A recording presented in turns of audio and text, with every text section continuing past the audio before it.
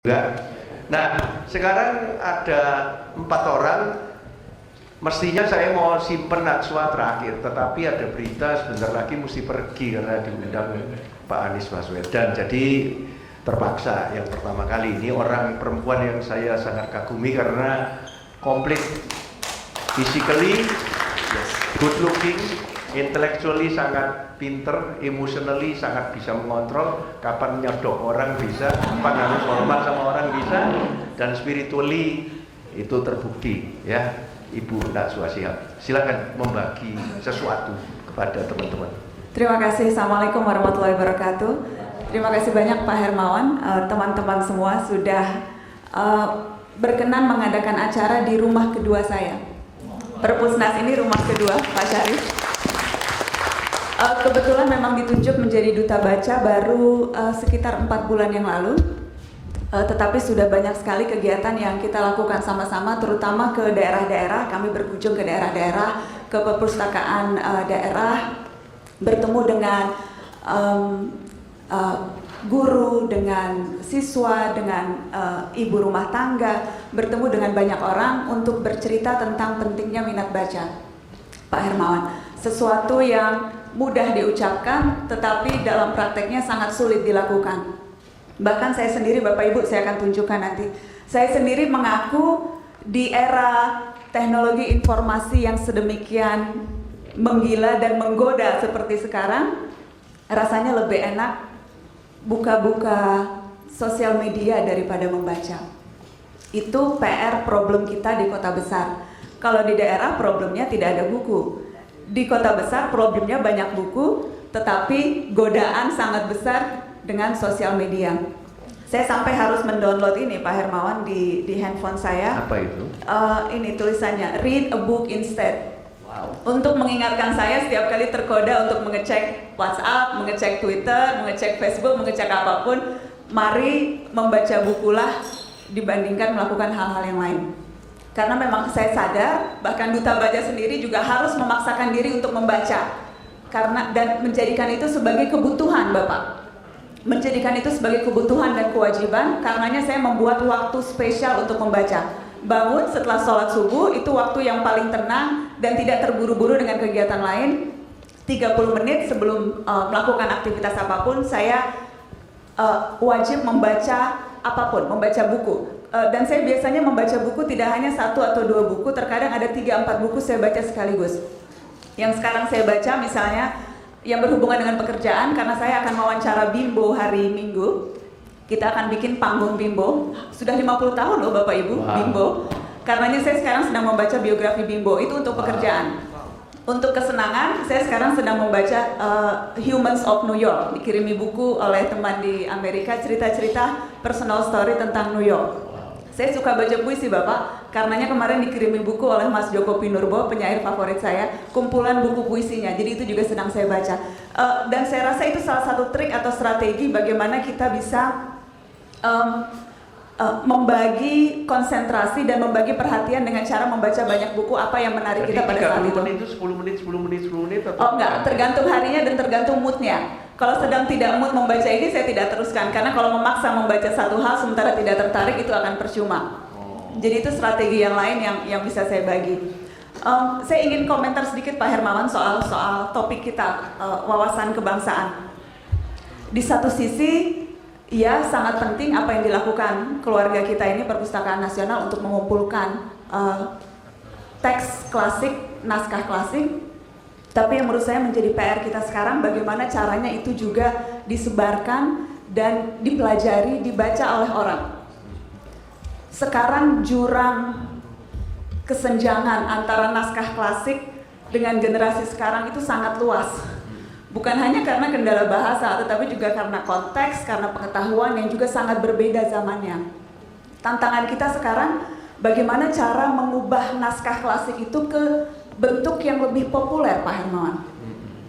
Itu karena kalau hanya disimpan, sekali-sekali dilihat, ada presentasi di Perpusnas kita membaca, terkagum-kagum melihat Al-Quran yang ditulis tangan sangat indah, tetapi kemudian hanya itu, maka percuma.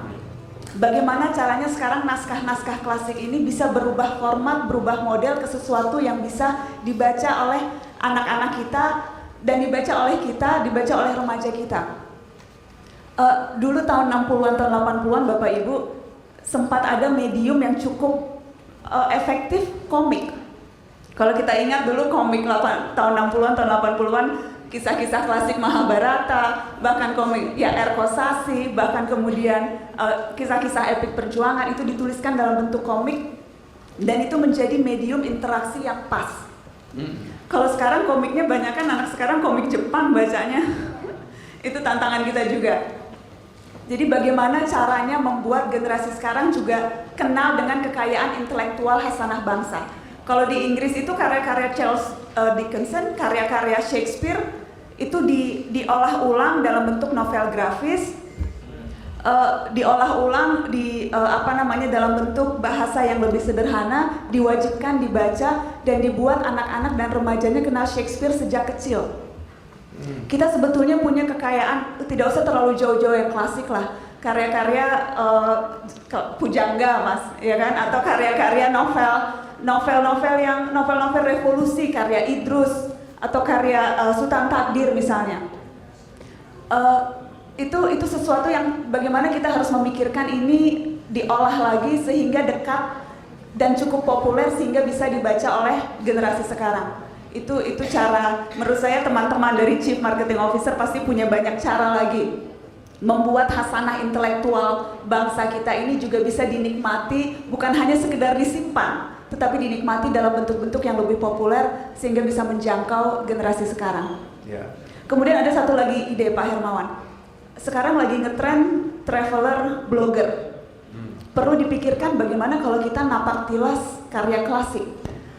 Karena seperti negara Kertagama, itu kan sesungguhnya kan cerita Hayam Wuruk yang sedang pergi ke mancanegara istilahnya waktu itu untuk melihat kota-kota lain di luar ibu kotanya.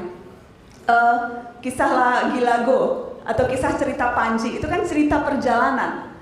Kalau saja misalnya ada ide kita bikin ekspedisi napak tilas karya klasik, banyak loh sekarang ekspedisi cincin api, ekspedisi Jenderal Sudirman waktu itu, napak tilas Jenderal Sudirman. Kenapa kita tidak kemudian membuat napak tilas karya klasik juga? Itu satu ide yang mungkin bisa kita pikirkan.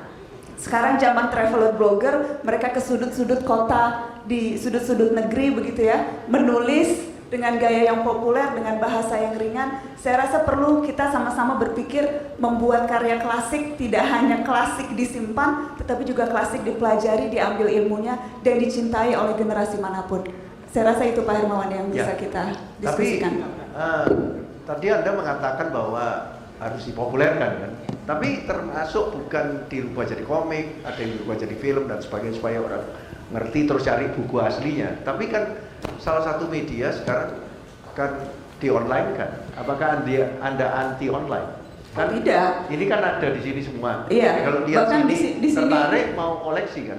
Di sini pun ada iBook, ada Kindle. Ada baca bukunya atau tergantung. Kalau yang lain, yang buku puisi sendiri. Kalau yang di sini misalnya ada Kindle, sangat memudahkan. Saya pencinta teknologi dan memudahkan. Teknologi sangat memudahkan kita. Perpustakaan daerah Jakarta itu punya e-Jakarta, digital library pertama di Indonesia. Itu juga sangat menarik Bapak Ibu. Bisa gratis baca buku, tidak perlu jauh-jauh, bisa semuanya didapatkan. Jangan keliru. Jadi yang dimaksud Najwa sebagai duta baca itu bukan cuma membaca bukunya toh, tapi buku yang sudah di-online kan sudah tidak ditabuhkan untuk dibaca kan. Malah justru itu memudahkan hidup, memudahkan kita teknologi. Dan itu dia Jakarta e-Library. Saya juga kebetulan kemarin habis launching sama Pak Ahok di Balai Kota. Jakarta adalah perpustakaan digital, punya perpustakaan digital online pertama, tidak hanya bisa dinikmati warga Jakarta tapi seluruh Indonesia. Itu satu hal. Kembali ke tadi Pak Hermawan, maksud saya ya online, dan perpustakaan kita juga sudah online, bisa diakses dimanapun perpustakaan kita. Tetapi cara lain untuk membuat ini menarik. Menurut saya kita sama-sama perlu berpikir membuat ini terus relevan, memberikan konteks dalam naskah-naskah klasik. Itu tantangannya menurut saya. Tambahan satu, Najwa, saya tidak tahu apakah kita bisa kerjasama untuk membantu perpustakaan nasional ini, yaitu membuat semacam biennale. Kenapa enggak? Bikin biennale kan tidak terbatas pada lukisan dan sebagainya, tetapi kenapa kok di Perpustakaan Nasional tak dibuat biennale. Menarik itu Pak. Mungkin tidak tiap tahun, tapi tiap 2 tahun sekali, tapi dibikin satu tema sehingga pada waktu biennale itu adalah karya-karya buku yang temanya seperti itu dan bahkan bisa mengundang dari luar dan sebagainya untuk menarik orang datang ke sini. Ya. Ketika saya datang ke sini pertama kali, saya ngomong sama Bu Sri Sularsi kalau nggak salah, saya mikir ini biennale karena di Venice itu kan biennale itu macam-macam. If you are interested, we can do it together. Yes Pak. Ya, oke, ini sudah tepuk tangan, sudah kita bacanya sudah oke. Menarik. Perlu ide-ide segar dari Ya. Pak Hermawan, dari teman-teman CMO. Bagaimana caranya supaya rame? Karena kalau tadi bicara perpustakaan kita sebetulnya Ya. tidak kalah banyak jumlahnya loh Pak. Ya. Dibandingkan dengan negara-negara lain, kalau dari segi fasilitas perpustakaan kita boleh berbangga.